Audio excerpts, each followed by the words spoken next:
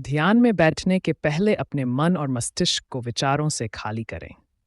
विचार शून्य होकर जैसे ही मन को खाली करेंगे, परमात्मा की अनुभूतियां अंदर उतरनी शुरू हो जाएंगी।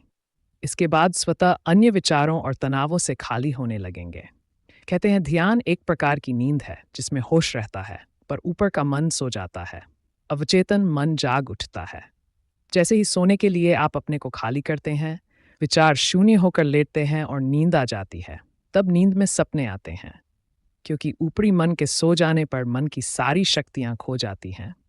लेकिन ध्यान साधक को इससे भी आगे जाना होता है, जहां चित्त का आत्मा के साथ संबंध जुड़ जाए।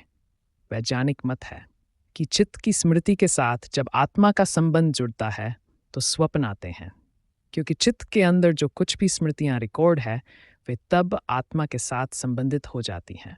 चित्त के साथ जैसे ही उसका जुड़ाव होता है, सपने दिखाई देते हैं। इस प्रकार स्वप्नों स्मृतियों के पार होकर आत्मा उस समय सूक्ष्म नाड़ी में प्रवेश करती है, परंतु उसी समय हम स्वप्नावस्था से वापस नींद में आ जाते हैं। यही क्रम बार बार दोहराता है। यही क्रम ध्यान के प्रारंभ में होता है। ध्यान में गहरे जाते ही योग निद्रा व तन्मयता आती है, पर यह अवस्था देर तक नहीं रहती। पुनः हम वापस आते हैं, स्वप्न से जुड़ते हैं। तत्काल नया झोंका हमें फिर गहराई में ले जाता है।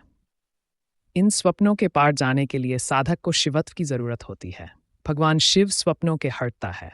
शिवत्व एक रक्षा चक्र है, ब्रह्म चक्र है, शक्ति चक्र है, जो साधक को हर प्रकार से सुरक्षित कर देता है। शिव साधना से भक्त की सभी मनोकामनाएं पूर्ण होती हैं। ये जगत शिव शक्ति स्वरूप ही है। शिव ही आदि गुरु कहलाते हैं।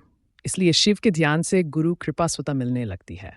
गुरु का ध्यान शिव का ही ध्यान है। यदि ब्रह्मांड में कोई परम तत्व है, परम स्थिति है, परम प्रकाश है और परमेश्वर है, तो वह शिव ही है, जो जागृत, स्वप्न और सुप्त तीनों अवस्थाओं से परे हैं।